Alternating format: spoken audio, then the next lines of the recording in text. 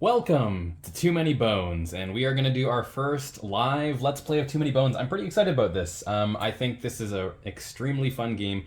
If you haven't checked out my first impressions, go check out my last video I made on Too Many Bones. However, long story short, I really enjoy this game, and my friends and I actually fell quite in love with it. I actually played a fair amount this past weekend. My friends and I had two fairly long sessions, and it was a lot of fun. We got to fight someone that we never fought before, and we got to try out some new things as well with our Gearlocs. We're still learning. I'm still learning. I've done a few games solo, even before I played with my friends, just to sort of learn the rules and stuff like that. There's lots of great how to play videos on YouTube, though. I might make one myself, though. The ones that I've seen are sometimes fairly long. I might try to make a fairly concise one for people. But overall, I'm really enjoying this game. I just want to jump right into it. And again, this will be a first live Let's Play with a new phone camera. So hopefully it looks good. I am going to be trying 4K 30 FPS. We'll see how that looks. And hopefully my phone has enough memory to do it. Otherwise, I'll be really unfortunate, because unfortunately, with the way it's set up, I have no way of knowing if the recording stops. So fingers crossed it survives the whole way through.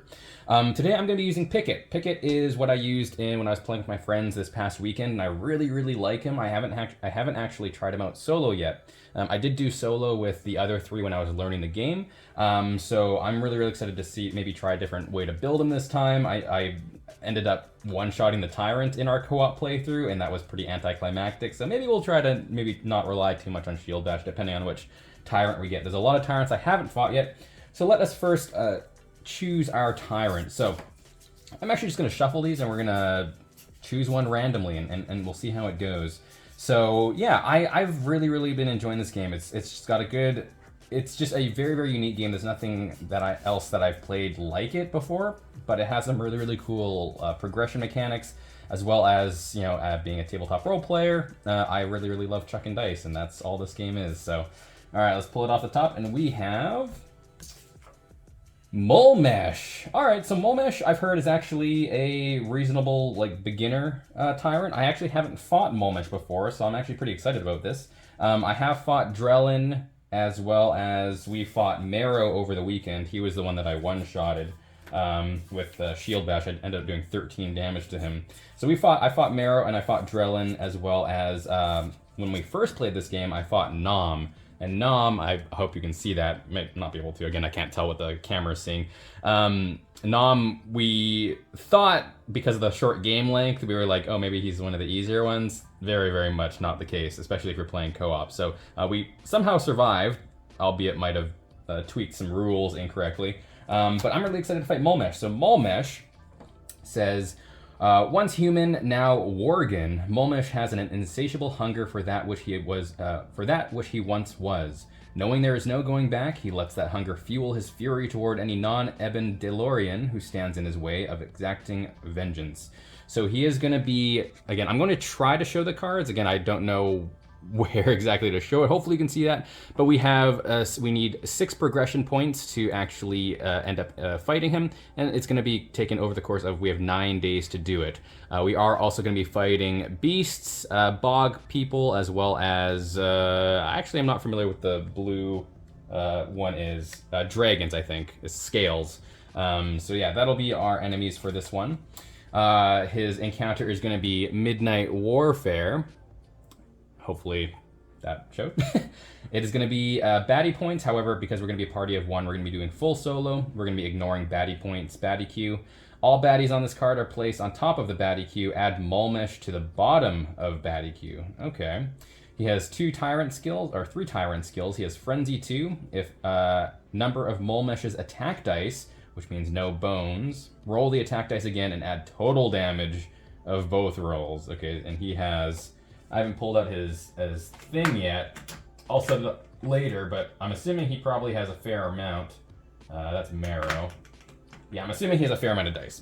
And then he also has Retreat. If Mulmesh starts his turn at 3 HP or fewer, he is removed from battle mat and goes to the top of battle queue. Mulmesh's HP is restored once he rejoins battle. Okay, so you pretty much have to one-shot him if he is close to 3 HP or lower. And then he has Shrouded. Mulmesh can only be targeted by adjacent units. All right, well, that's not too much of a problem with Picket.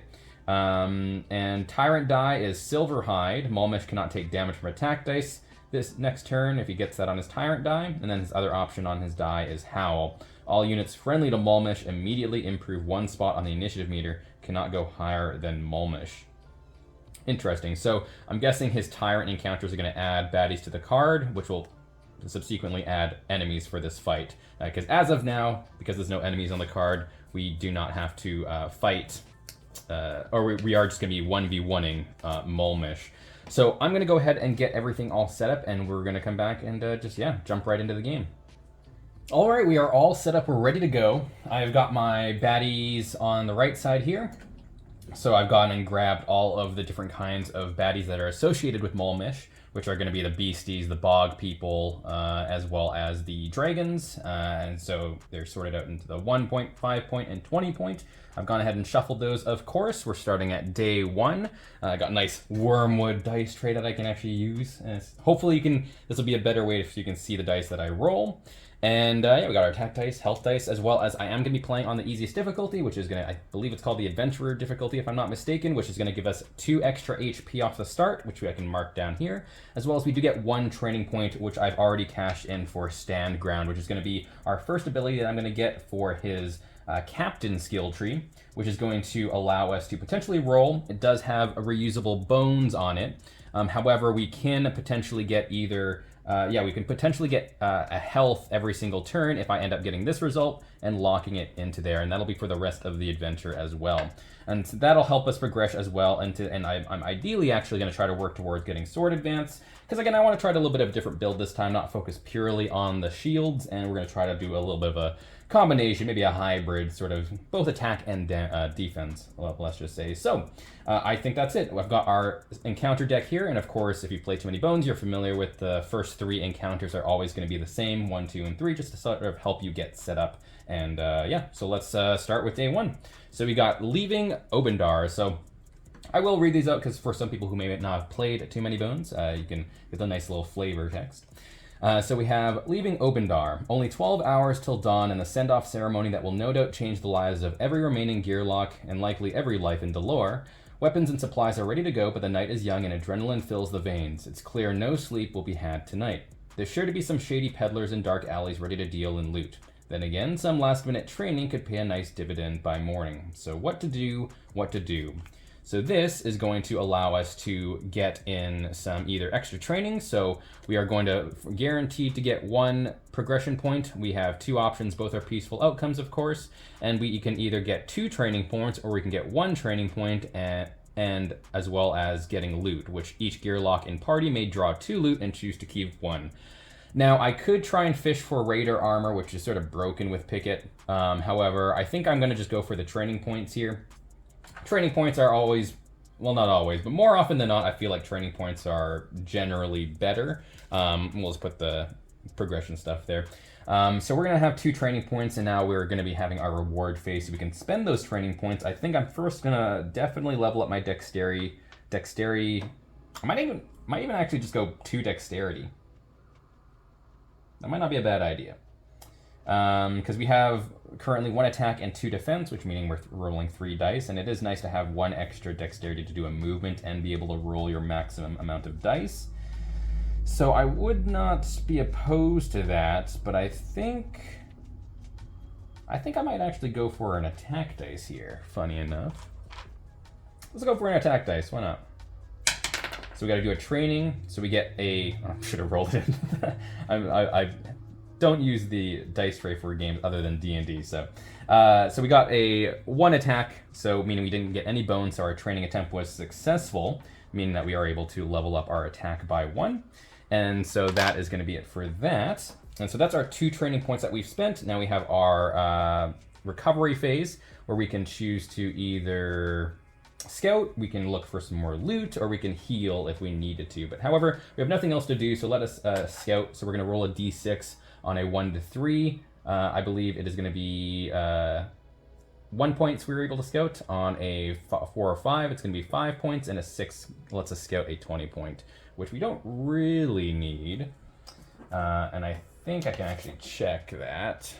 Yeah, 1 to 3 is a level 1. Yeah, I was correct. All right, so we get a 1. So we're just revealing the top baddie of the 1 stack. So we're going to be encountering a Griffin Yearling. So this is going to be 2 attack dice, it's a beastie, it's 2 health, 5 initiative, so it's very, very quick. It's unlikely that I'm going to go first because the most amount of initiative I can roll is 5, and I only have 1 side on that dice. Picket is pretty slow. He also has flight, which means that if he is going to end up going first, he's going to attack me. He's going to fly up in the air, and then I'm not going to be even able to target him. So I'm actually not going to be wanting to fight that. That seems pretty annoying. We're going to throw him on the bottom of the queue, and we'll maybe deal with him once we've actually leveled up a little bit more. So that is going to be our day 1, so let us move to day 2. So we have Hardly Out of the Gate as our second encounter. 15 steps into the journey. 15 steps, and already a Gearloc boot is struck through by an arrow. Luckily, no toes were killed. Teeth are clenched and a painful tug is made while looking around in embarrassment. Yow. Now sufficiently ticked, it's time to return the favor to the ominous figures at the edge of the woods. A commotion breaks out atop the city wall, interrupting all thoughts. Guards have now spotted the brazen intruders and are notching their arrows. Their help is at the ready. Like it or not, this adventure is underway. So we have 2 different options for here. We can either hail the guards for help, which is, it's going to be a fight regardless, a regular fight with baddie points, meaning it's going to be the day multiplied by the amount of players. So we only have 1 player, or 1 Gearloc, I should say, and it's day 2, so it's going to be 2 baddie points for the baddie queue, and so we're going to be essentially having 2 one-point baddies we're going to have to fight here. We can choose the first option, which is hail the guards for help. So at the start of each round, arrows from the wall deal 1 true damage to each baddie. It's recommended for first-time adventurers. Or we can do It's Time to Show Obendar What Gearlocs Are Made Of. Without Obendar watching, you feel an extra shot of adrenaline as you prepare for an unassisted battle. And it's just a regular fight. However, we do get an extra training point. If we do successfully beat this fight, we'll get a loot, another training point, and a progression as well. And if we lost this fight, then you'll essentially have to redo it. However, we're of course going to choose option number 2. We don't need the help from Obendar, and I think we got this. So, first things first, we're going to set up our baddie queue. I will talk lightly about how to set up things, just sort of, just so if you are coming across this and you are brand new, at least you'll have some idea of what's going on. So we're going to set up the baddie queue. Again, I've already talked about how to set up the baddie queue for baddie points. We only have 2 one-point baddies we are going to set up. The first baddie that we're going to put onto the battlefield, it's another Griffin Yearling. So the one that I put on the bottom, there was another one right underneath it, unfortunately. So that is going to be number 1. That is going to be really unfortunate. It's initiative 5 with the, I don't know if you'll be able to see that. It's 2 health though, so luckily once it lands, we're only going to need to hit it twice.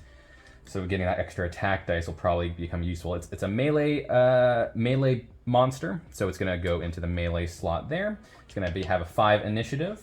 The next baddie is going to be a poison. That's really, really bad for Picket. However, luckily we're not focusing too much on defense. It's going to be 3 initiative, so that is going to be number 2 is going to be 3 initiative. So that's going to go there. It has poison 2. He doesn't roll any attack dice, however, he's just going to automatically poison us each turn. And he has 4 health. And that is going to be number 2 coming into the from the baddie queue, and it's going to be another melee, so it's going to go there. And we're not going to be using these 2 because there's not any more baddies. If there were, of course, more baddies, we'd fill up the slot, and then everyone else would end up. You could potentially end up with even more. You can only have 4 baddies on the battlefield at any time. However, any excess baddies will go at the bottom of the queue. Or the initiative meter, sorry, and they'll essentially come in at the end of each round. Now I get to roll my initiative. Hopefully I can roll 5. That'd be great to go before his flight. So we're going to roll. That is going to be a 3. Luckily I didn't get a 2, and since we got a 3, we tied, but we get to choose to be ahead of the baddies. So at least I get to go before the poison. However, that doesn't really help too much. If I get really, really lucky, I could potentially one-shot him, but we'll see. And so one thing about Picket, is his innate ability is Shield Wall. So at the start of the battle, Picket may roll his defense dice, which are the white dice only, meaning not his skill dice, and place them in his active slots, but we cannot use bones. So the nice thing about that is that we do get a little bit of an extra defense, which is good because we know that this this Griffin is going to attack us right away. And we have 2 defense right now with Picket, so we get to roll those. And we have 2 defense. Nice. So that'll block hopefully all of the damage. We'll see how good the Griffin rolls. All right, and we're going to start at round 1. it is going to be the Griffin's turn. Oh, I got to place myself first. So let's place myself. There's not much point in starting here because we're not going to be going ahead of the Griffin, so I can't attack him anyways. So we're just going to set up to get an attack off right away on here. So it's going to be the Griffin to go first. Griffin is, of course, going to move up and be adjacent to me, and is going to roll 2 attack dice. And we'll see how much it hurts. So we got 1 bones. It doesn't have any bone abilities, so it doesn't do anything. And it has 1 damage as well. So we do just, luckily we have that defense, that early defense roll was great. So we get to roll that, or we get to block that so we don't take any damage. However, because it has flight at the end of its turn, it's going to fly up in the air and essentially be untargetable. And then when it comes back for the next round, it's going to remove the dice. So essentially every other turn we can attack it. Very, very annoying. However, it is our turn next. So we're just going to go, since we can't target the Griffin, we're going to try to one-shot this. So I have 3 dexterity, so I get to roll 3 dice total. I am going to try to get our stand ground right off the bat, and then I'm going to roll... I already have 1 defense still, so I think I'm just going to roll my 2 attack dice for my other dice, and hopefully we can get something good. Alright, well, we did get really, really good. We got both damage, so we got 2 damage off of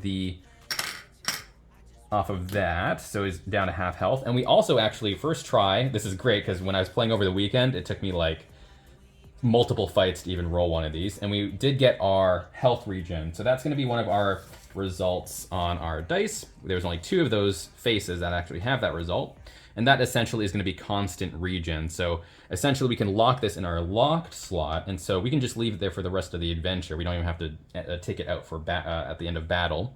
And at the start of our turn, we just heal 1 HP every turn. Fantastic. That's going to be great for countering the poison, which is going to be now. So it's going to be the Bog Frog's turn. So he's already adjacent to us in melee, so automatically he is just going to poison us for 2. So at the start of our turn, we're going to take 2 damage, and that's going to tick down once. All right, so that is going to be round 1. So now it's round 2. Griffin gets to go. Griffin's going to attack us again as well. Same thing, rolling 2 attack dice. We do still have 1 defense. Nice. All right, we got bones, so it's going to be a miss, and we got 1 damage. So that's just going to take out our other damage dice, and still haven't taken any damage, which is great. And because at the end of the Griffin Yearling's turn, it already has a flight dice on it, that means that that gets removed, and now it's ready to be attacked. Now it is our turn, so at the start of our turn, we do take 2 damage, and that's true damage because it's poison. So that means that we do, well, we take 2 damage because it's true damage, and that ticks down to 1. However, because we have our constant regen, we also get 1 of that health back. So effectively just losing 1 health, which is great. All right, now that it's our turn, now that the dragon is here, yeah, we might as well try to take out the Griffin. And I'm going to be rolling 2... Yeah, let's roll both of our attack and 1 defense dice. And we're going to try to take out the Griffin, so we don't have to worry about it. That's going to be a kill. So we got 2 damage and a 1 damage. That's 3 damage total. We also got a bones we can cash in, which is great. And we'll lock that into our backup plan. So that's going to be a dead Griffin Yearling. Very easy there, and we'll just create a 1-point stack there. And then it is going to be the Bog Frog's turn, and that gets removed also. Bog Frog's turn doesn't, yeah, essentially he's just going to refresh his poison, so it doesn't stack, but it just gets refreshed to poison 2. So that's going to be it for that. So it's going to be round 3. At the start of our turn, we're of course going to take essentially net 1 damage because of our constant regen, and that will tick down to 1. And then it is our turn first, so we are going to just bash him in the face. So we're going to, again, roll 2 attack dice and 1 defense dice. That is all bones, so that's not good. However, we do get enough bones that we could cash in do-over. However, I only have 1 dice left, so I'd only be able to do-over can immediately re-roll any number of rolled dice once. However, we have to use 2 bones for that, so I can only just re-roll 1 of those. To be honest, I might as well. I mean, I could work towards Benevolence to heal me, but that's not really a big deal. So yeah, we'll just do that. So I'm going to cash in my backup plan. We're going to spend those 3 bones and re-roll the 1 dice. And that's another bones. All right, well, that was pretty useless. All right, well, that is going to be it. Bog Frog's, again, just going to refresh that. It's going to be round number 4, and we're going first. We'll lose 1 health. Man, that regen's essentially saving our lives here. And we're going to try the same thing. We're going to roll 2 attack dice and 1 defense. Because we only have 3 decks right now. Yeah, there we go. So that's 3 damage total, plus 8 bones. But we don't need the bones because that's going to be enough to kill the Bog Frog. And that'll be a successful first fight. We're actually pretty close to dying, funny enough. Let's get our dice back. All right, so that is going to be it for that. So for our reward, we get 2 training points and we get a loot. So we got Skinning Knife. So it's 3 uses. We can use it 3 times. Before drawing your next encounter, place a defeated baddie from your most recent battle onto this card.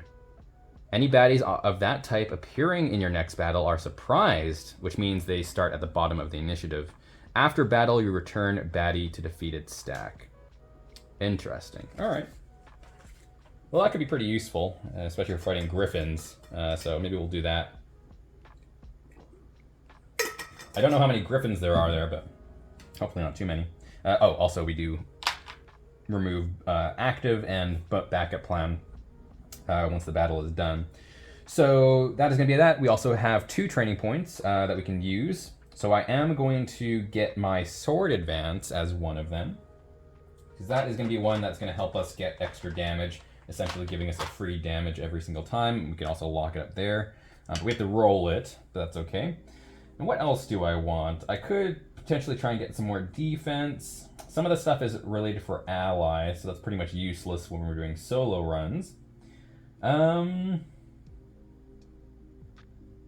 I could try to work towards switch, and if we get 2 switches, then I could actually swap positions with baddies and deal 3 damage to that baddie as well.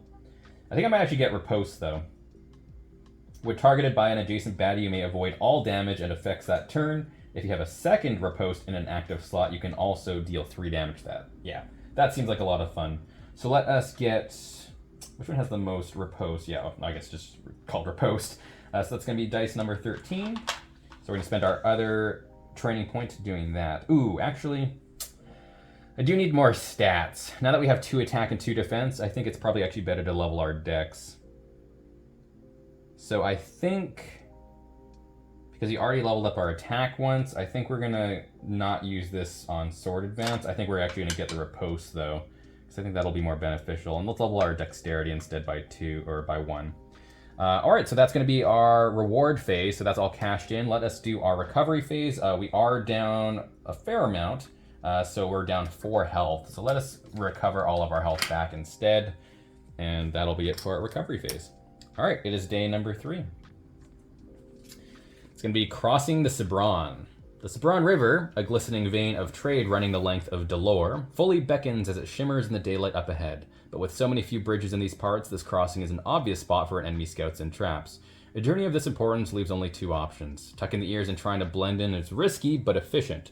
A boat at dusk carries less chance of discovery, but requires the business with a Molnar, a trading syndicate with their own set of drawbacks. So we have 2 different options. So we can tuck our ears and walk like a commoner. We do get a training point and an extra progression point in addition to this one.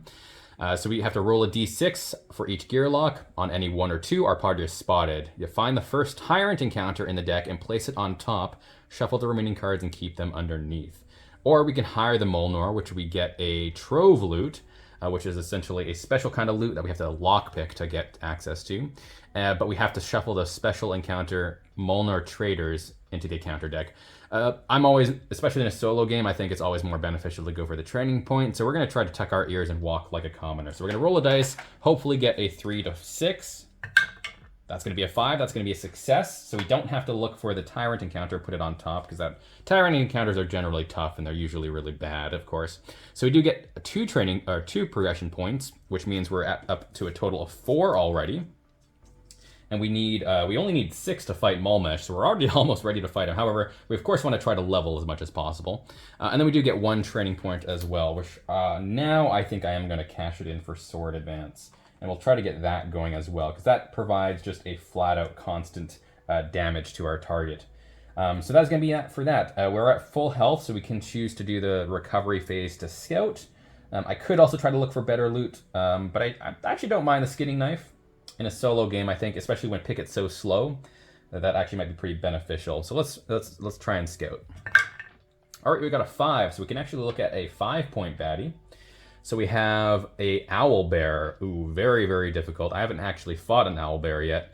4 attack dice, 6 health, 4 initiative. It's Inspire 1, which is going to mean the next baddie on the initiative meter takes their turn immediately after this unit, and is granted an additional attack dice that turn. Aspire 1 means it gets an additional 1 attack dice. It also has Terrify, which after this unit is attacked, place a Terrify effect dice on the attacking unit until the end of its next turn. A unit that has a Terrify effect on it at the start of its turn, it may not target any units with skill Terrify. So similar to Flight in a way, where every other turn, if we attack the owlbear, we can keep attacking it. So that's pretty annoying. I mean, as of now, all the 5-point baddies are pretty bad, but I think I am going to put that on the bottom. I don't really like the idea of fighting that. All right, so that is going to be it for that. So let us move on to day 4. So now we are encountering the unknown encounters. So these are all randomized, and we're using, of course, because we're only using one Gearloc, we're using the solo deck.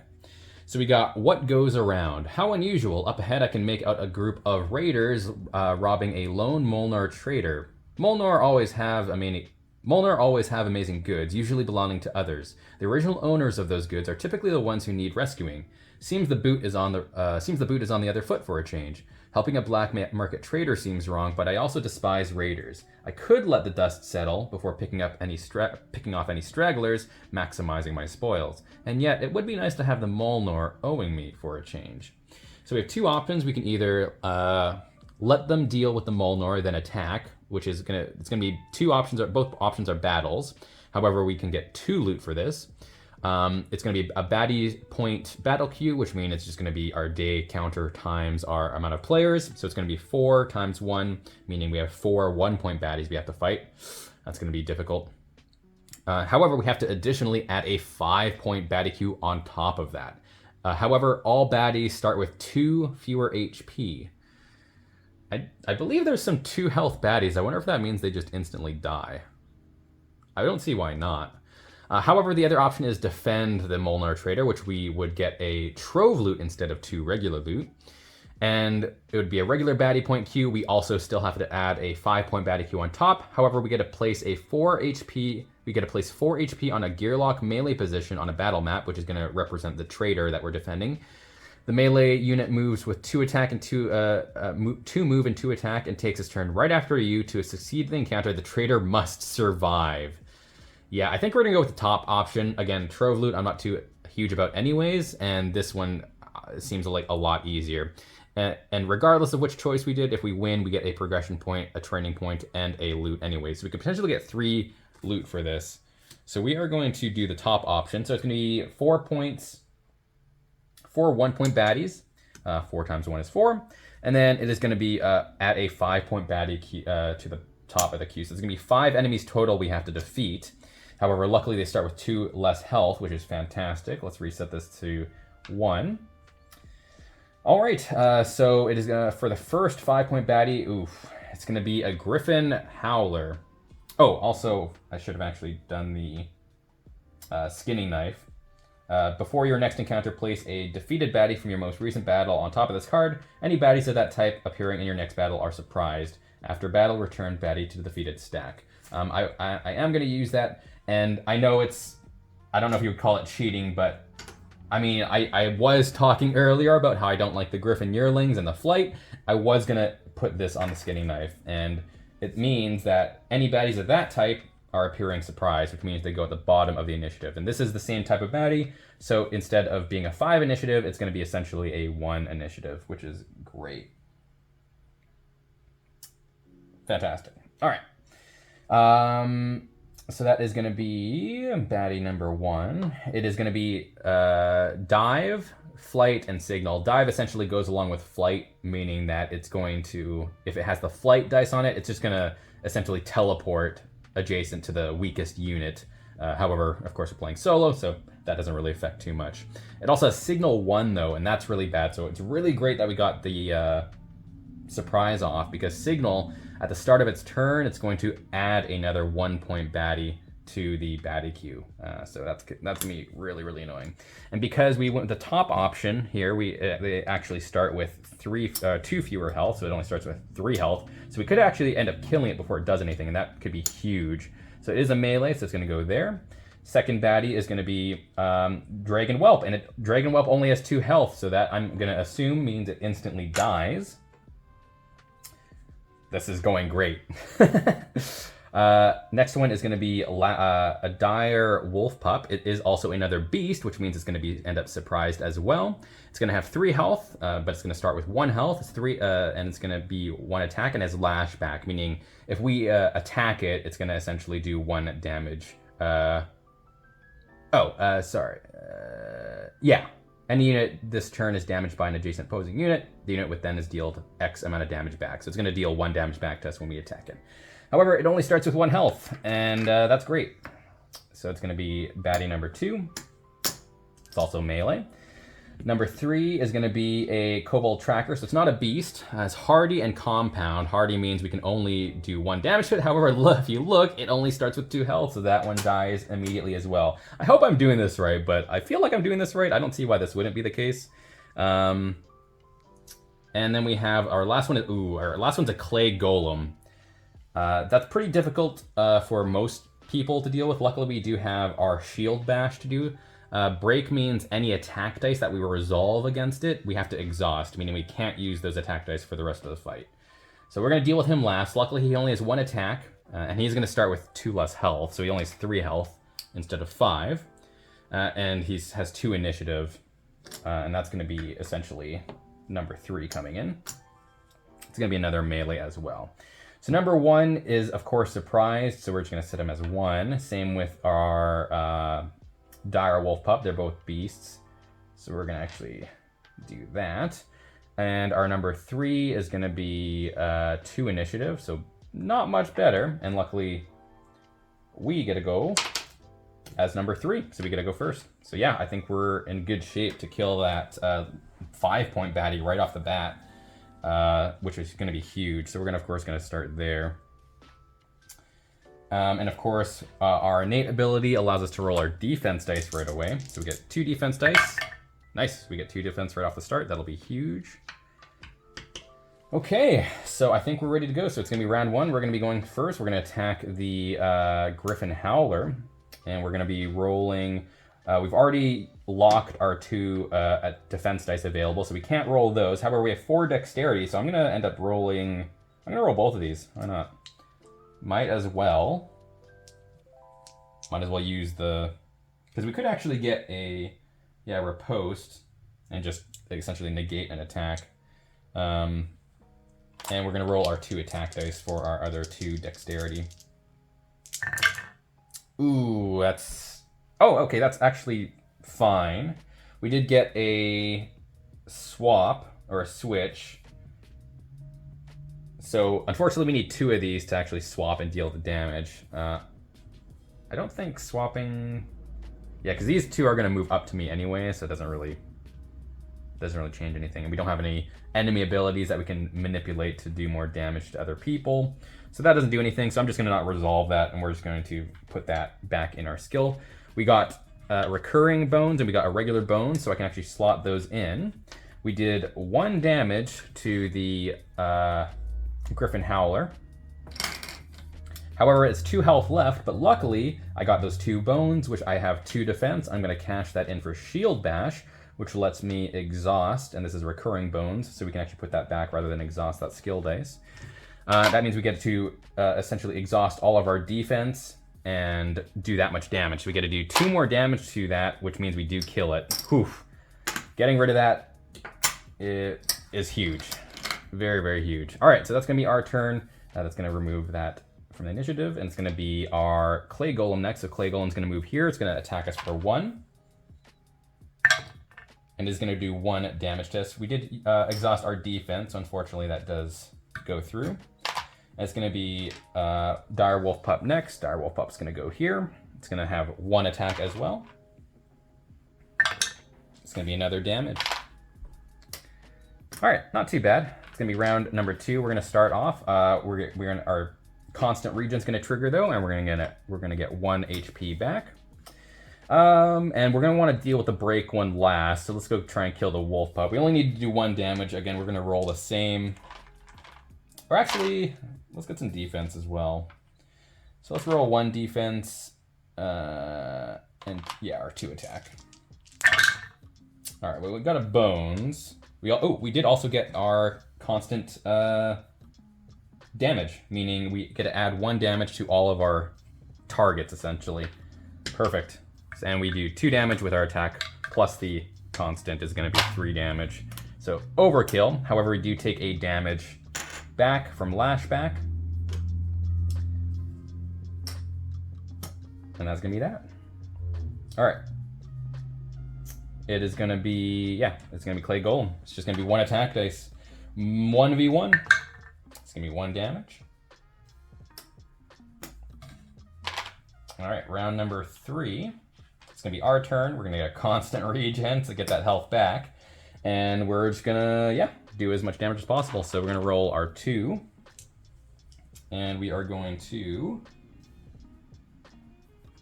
roll our 2 defense as well. Oh yeah, super dead. So we got a bunch. We got 1, 2, 3 damage, and then our constant damage is going to be extra 4 damage total. We would have to exhaust these if we cash them in, but he's dead anyway, so it's okay. All right. Another successful fight. Oof, that's a surprise, and this goes back to the baddie queue. That surprise was huge. I think we would have still been fine, but still, it's nice to not have to worry about that stuff, because that's a pretty annoying baddie for us to fight. All right, so we got, now we get 2 loot, as well as an additional loot for the main reward. So we get 3 loot total. We get Sparring Weapon, we get Mech Pick, and we get Prying Iron. So Prying Iron helps us for lockpick attempts, which there are encounters that have lockpick attempts, so that could still be pretty useful. We have Mech Pick, which during your lockpick attempt, you may bypass a lock of 4 or less without using an action dice. And we have Sparring Weapon, which is a heavy, which means we do have to get rid of stuff if we want to carry it, because it costs 3 loot slots. We only have 4. We can ignore 1 bones during any of your training attempts, and that seems pretty useful, actually, especially if I want to focus some more on my stats this run. It's permanent, too. What do I want to leave? I actually don't think we really need the lockpicking stuff, so yeah, let's get rid of the lockpicking stuff and discard those. So that means we were pretty much full on our inventory now, because we have the skinning knife, and we have the sparring weapon now.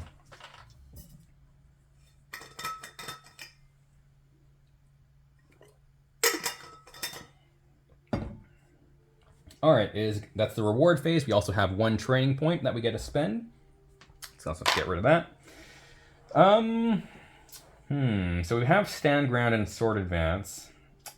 I could get Shield Form for just a free defense. However, if I end up using Shield Bash at any point, that sort of makes it annoying. Let's get the other Repose thing. So let's get Situational Awareness, because that has more Riposte. Oh, actually, what does Rush do? Anytime during your turn, move up to 3 positions. If you use a second Rush, also deal 3 damage to adjacent baddie after Rush. Interesting. Since we already have Riposte, though, let's get the Situational Awareness. Because it has equal parts of all of those, which we can make use out of. So that's going to be our skill point. It's going to be 14. Ooh, or should I get more dex? Because right now I'm already sort of capped out. Nah,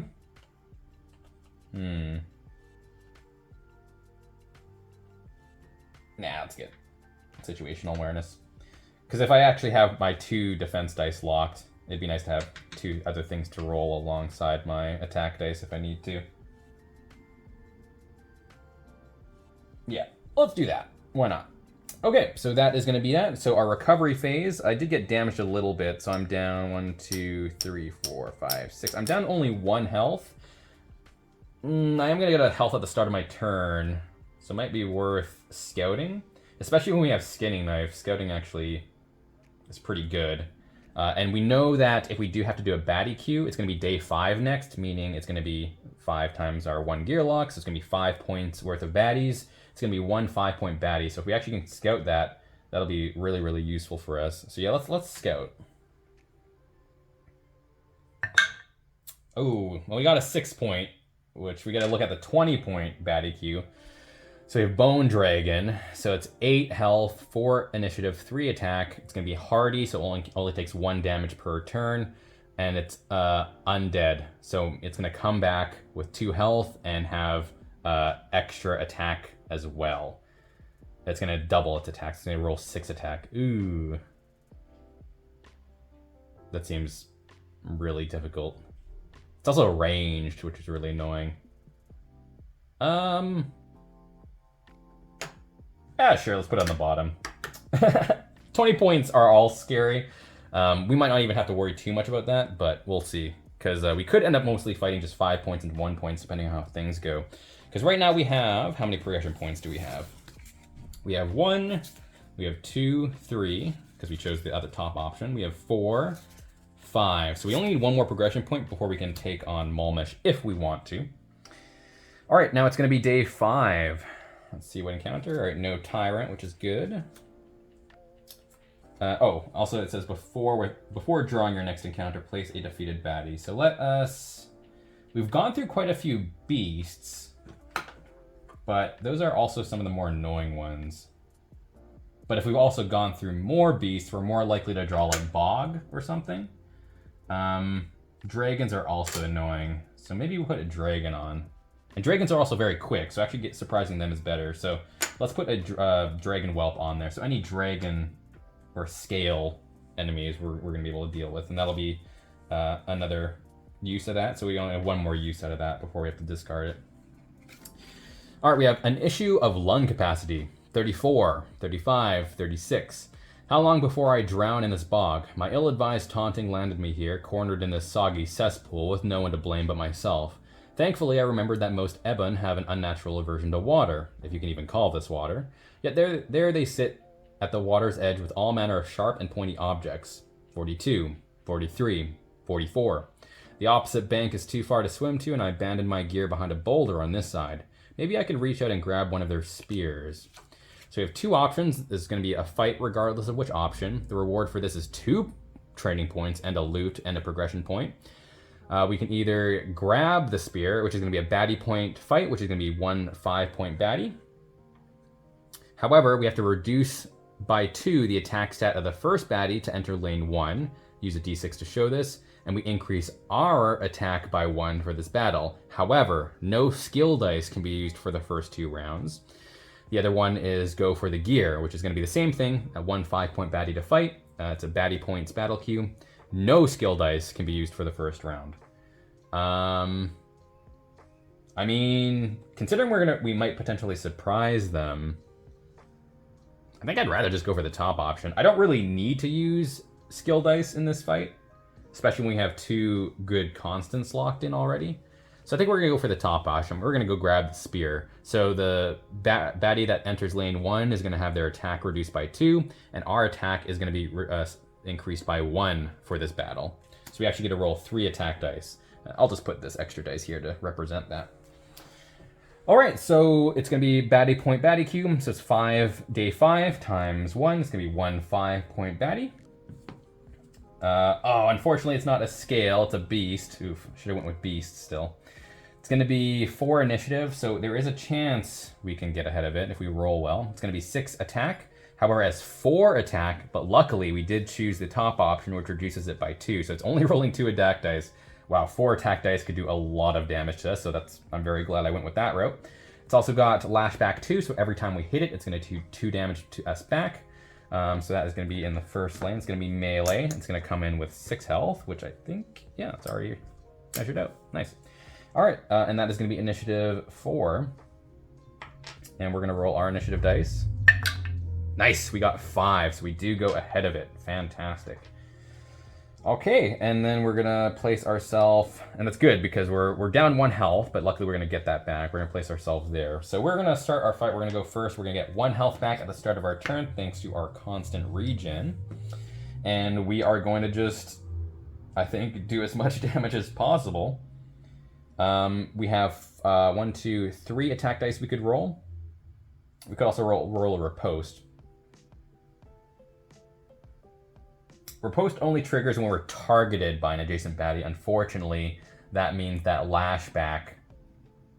Yeah, we can't block the lashback, unfortunately. But that's okay. We're gonna roll. Let's see. Yeah, let's roll our riposte because could just block their attack anyways. Because we're not gonna roll too much defense dice this turn. We're gonna roll our 3 attack dice and our riposte dice. And we're gonna target, of course, the direwolf. Oof, that is a good hit. Almost one-shotted him. So we have a 2 damage, and we have 2 1 damage, so 4 damage total. However, our constant damage adds another damage on top of that, so it's 5 damage total. We bring him down to 1 health.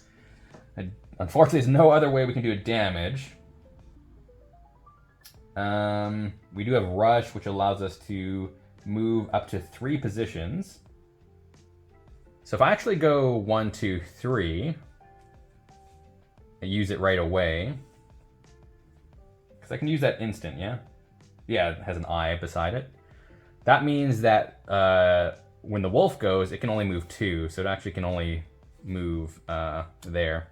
So we could actually just nullify its turn. Okay, that works. Yeah, let's just use that. So we did use our rush, so we do have to exhaust it, so you can't use that skill dice for the rest of the fight. But that's perfectly fine, because we got this in the bag. So it's going to be the direwolf turn. It moves 2 spaces closer to us. Can't do anything else, though. So then it is going to be round number 2. We're going to gain a health back. We're already at max, though. We're going to walk up and punch this thing in the face. So we are going to roll... Let's roll 2 defense dice, because I think lashback... Any turn this unit is damaged by an adjacent opposing unit, this turn will then deal damage back so long as it was... Oh, so long as it was not defeated. All right, well, we might as well just maximize our chance of defeating it. So we have 4 decks. We have to move 1, so we're just going to roll our 3 attack dice. Yeah, 3 damage. Easy peasy. That's going to be a dead wolf. And this will go back to the baddie point queue as well, or baddie point stack. All right, we're doing pretty well so far. We're getting some pretty lucky setups, and our exhaust dice will go back to our skill. All right, so our reward is going to be, again, 2 training points and a loot. So let's get our loot. Ooh, this is a really good one. We got throwing axes. So during your turn, there's 2 uses. We can roll 1 attack dice and deal its damage to any unit on the battle map. Does not cost dex. That is going to be huge for us as a solo Gearloc. So because we only have 1 use of our skinning knife left, and we can only hold 4 slots worth of loot, our sparring weapon's still taking up 3. So we have to discard 1 thing. We're going to discard our skinning knife, so we can use that throwing axe. That throwing axe is much more beneficial for us. Fantastic. All right, so it's going to be our reward phase still. We have 2 training points we can use. I think I'm going to level up my dex by 1. This also goes away because that was just for the fight. And I think we're in a really good spot still. I could get another warden dice. That could be really sweet, actually. I could also roll bravado, or work towards bravado. Bravado is nice because it gives you a good chance of getting a ton of bones.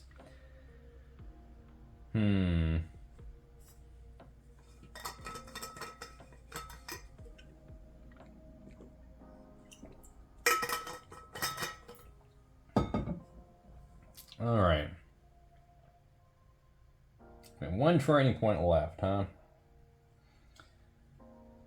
I think these are really, really cool. But we essentially need all 4 of them so we can have 2 chances to do a ton of damage. And I think try to maximize our riposte, maybe? So I could get Rush, which has 2 riposte die faces on it.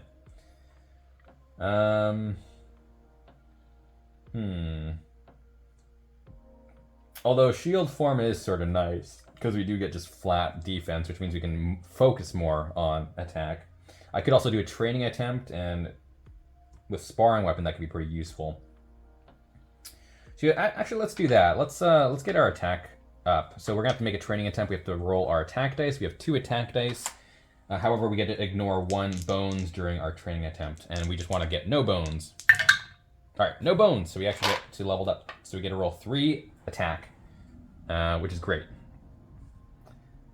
Because we essentially can roll 3 attack and not have to worry about defense, because if we roll riposte, we get to ignore the attacks and effects of 1 attack, which is really, really great. 1, 2, 3, 4, 5, 6, 7. I'm gonna have to start leveling some health soon too. So we can actually scout now. We got 5, so we actually get to look at a 5-point baddie queue. Or baddie, so ooh, Dragon Delinquent. So it's 6 initiative, so always gonna go ahead of us, essentially. 2 attack, 2 defense it rolls, has weaken 2 if it rolls a bones, meaning that when it attacks us, it is going to lower our dex by 2 for the turn. It has engulf though, meaning if it targets us, any adjacent units around it also get damaged, which actually is really, really good for us. Because we can manipulate that to make him hit his friends as well as himself. And oof, now we don't have the skinning knife though. That means he's always gonna go first. And because he's ranged, we're not gonna ever be adjacent to it.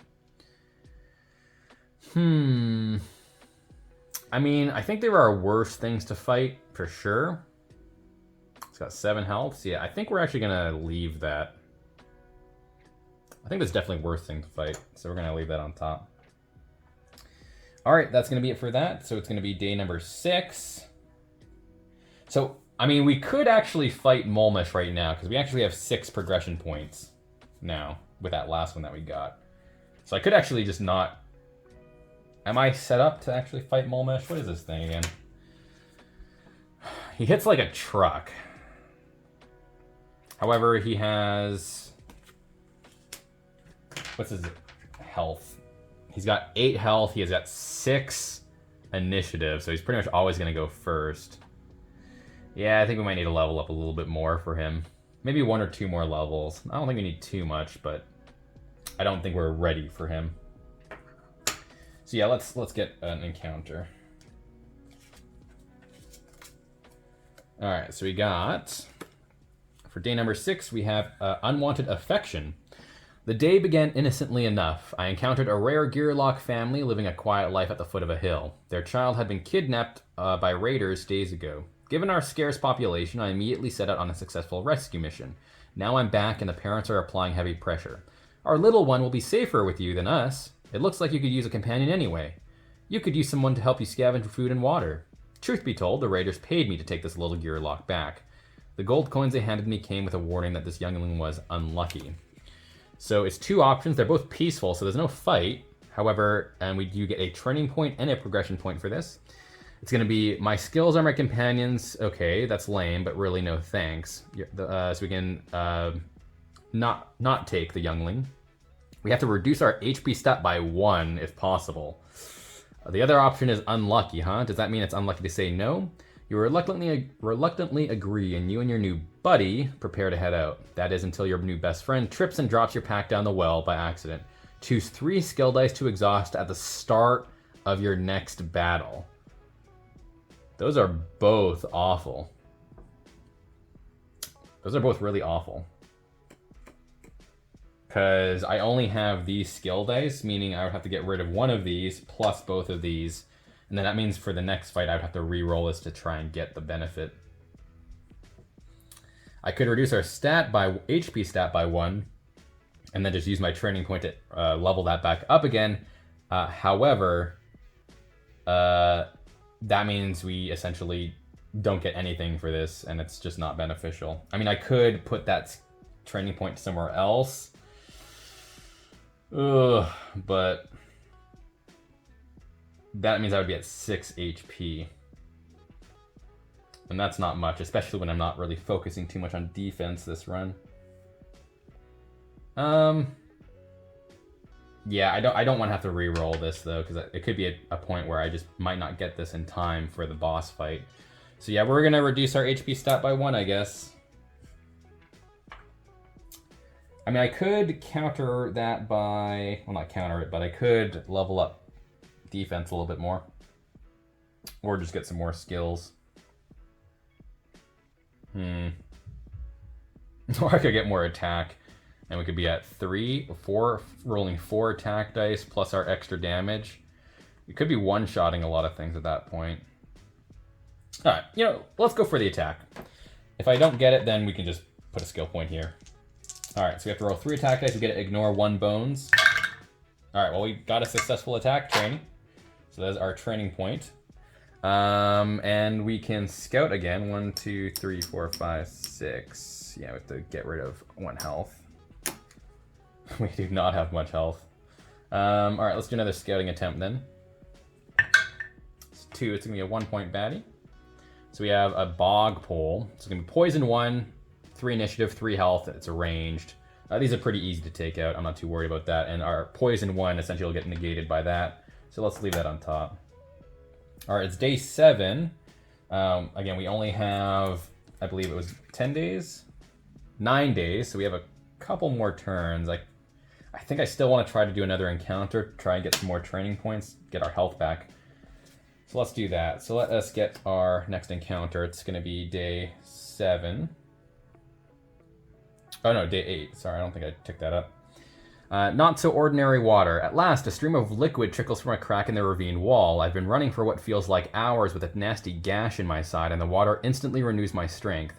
That was no ordinary merchant camp back there, and I paid for my stupidity before I could flee.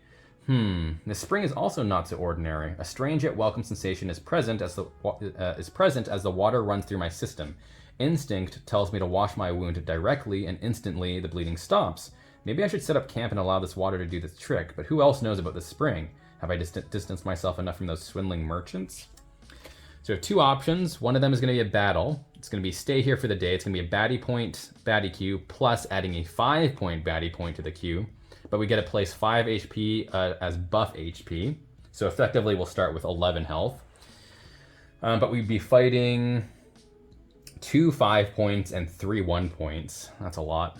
Or we could bottle some water and keep moving. You may keep this card as a loot in your loot area. Place a 2 HP on it to be used as a heal in or outside of battle. Oh, that's actually better. I don't need more loot. The extra training point is really nice. Ooh, that's tempting. Ooh, but it says you may keep this card as a loot in your loot area. So I'm guessing I have to discard something, actually. I mean, I actually don't really need my sparring weapon as much anymore. I think I'm pretty good for stats at the moment, and I think any more stats I'm going to be focusing on defense. So yeah, let's actually do that. Let's get rid of our sparring weapon. We didn't really need to use it much anyways, but it was good there just in case. We did a couple of training attempts. And we can use it as a 2 HP heal. So for our reward, we get a progression point and another training point. So let's get our health back up for sure. And that'll be that. All right, so it is going to be day number 9. Oh, we also get to scout. Oh, whoops. Maybe keep that there. So let's scout. It's going to be looking at another 1 point. So we get to look at, it's going to be another bog frog. Again, poison is annoying. But especially if there's 2 poisons, it's not too bad. I don't know if I want 2 poison things hitting me though. However, this one essentially negates this poison because it doesn't stack, so it just overrides that poison. And that effectively means that this one's not doing anything. So maybe I actually do keep that on top. We'll just have to buffer some health, I think. Alright, so it's day number 9. However, that does mean that we have to take on Mulmesh, because if we don't, we actually lose. So yeah, this could be bad. Oh, however, it's going to be a 1v1. Because we're fighting solo, and we didn't have to add any baddies onto this card at any point from the encounters. I'm assuming that's what his Tyrant encounter does. Then we don't have to, we don't have to fight anything else. All right, so let's see how this goes. So let's set up the fight. So it's going to be Mulmesh, who again has Frenzy 2, meaning if he rolls no bones on his dice, he's going to get to attack again, essentially. He has Retreat, so if he has 3 or less health, he's going to leave the battlefield and come back with full health. And he has Shrouded, which means that he can only be targeted by adjacent units, which doesn't really affect us. And then we're going to grab his Tyrant dice, which is going to be here. And he's got 8 health. Oof. So it's going to be 3, 6. It's going to be 7, 8. Now, again, there's absolutely no way we can go before him, which is really, really unfortunate. So, and he can move diagonally, so it's going to be pretty much impossible to run away from him. Oh boy, this could be... He might just kill me right off the start, to be honest.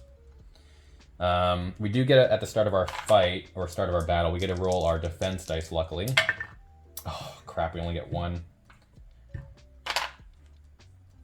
This heal, we're definitely going to need that.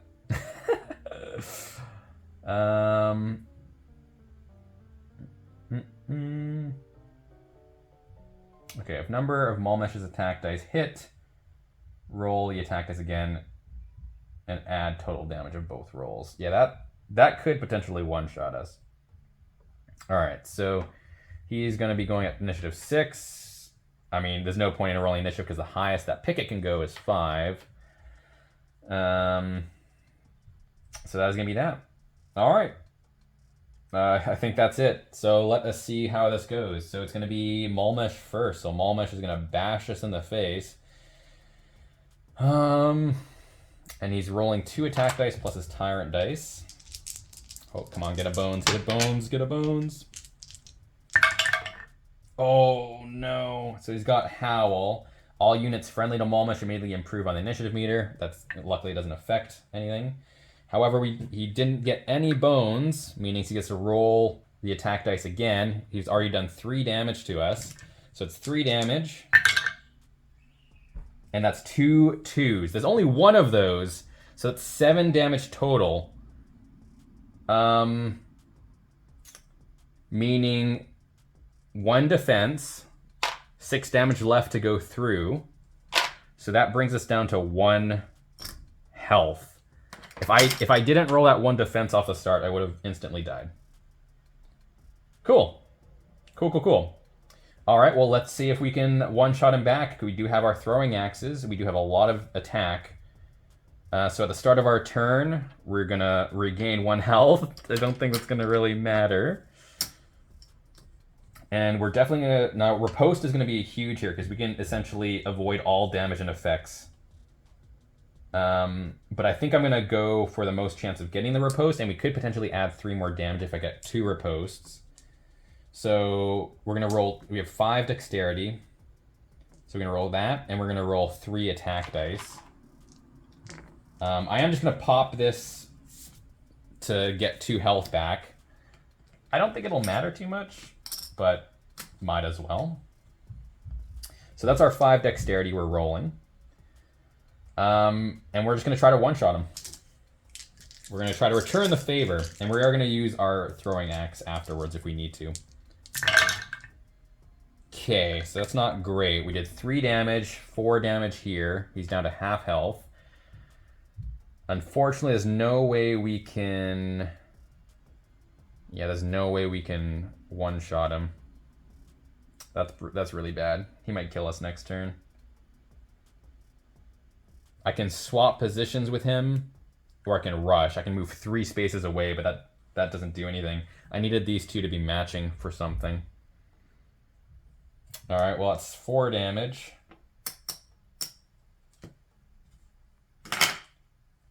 Now, we don't really want to do another damage because at 3 health, at the start of his turn, he's going to come back with full.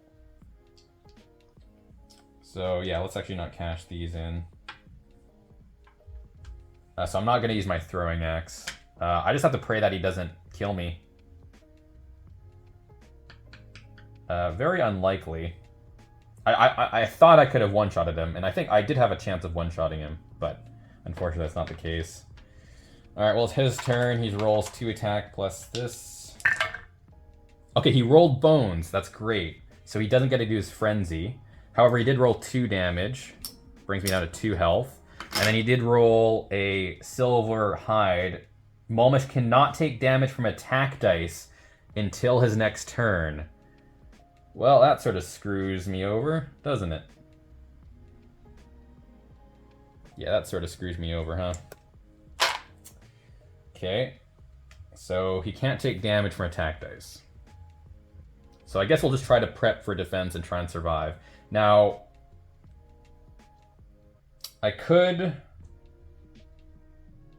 Oof. I could unlock these to roll them. Oh, no, I can't because they're not returning. Shoot. Never mind. Alright, well, it's our turn. At the start of our turn, we're going to heal 1.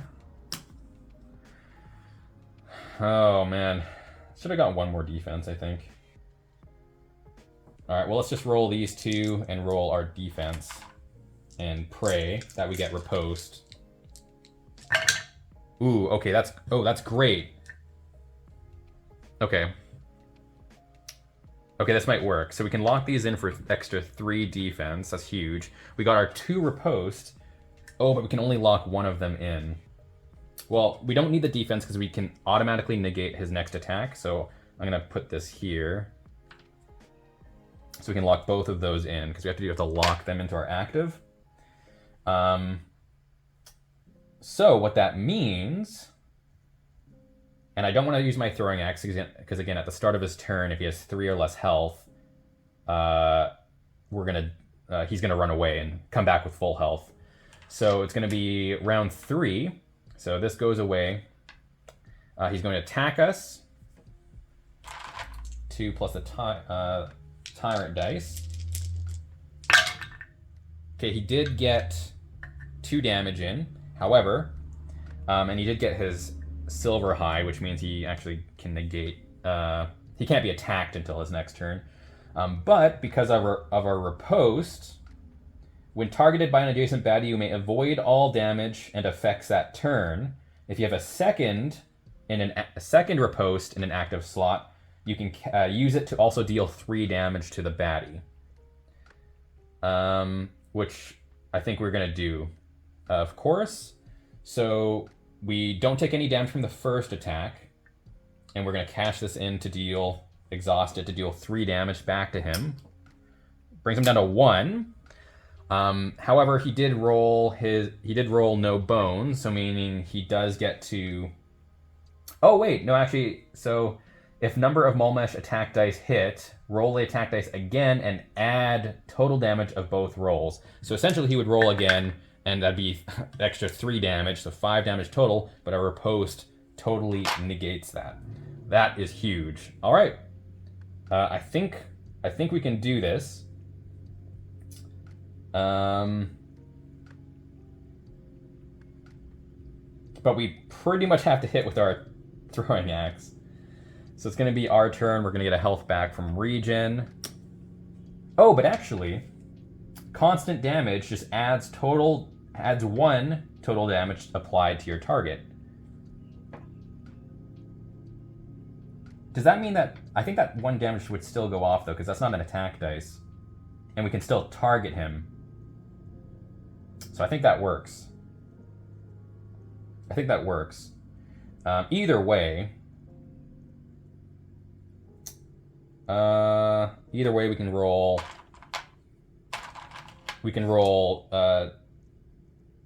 3 attack dice, or 4 attack dice, and one defense, because we already have 1 defense locked in, so we can't roll another one. And why I'm rolling the attack dice is even though Mulmesh can't take damage from the attack dice, we can still target him, so we can still use bones, meaning we could potentially shield bash him to death as well. Alright, well, unfortunately, we only got 1 bones. So I guess we're going to try to do our throwing axe, and we get to roll 1 attack dice and just need 1. Oh, wait.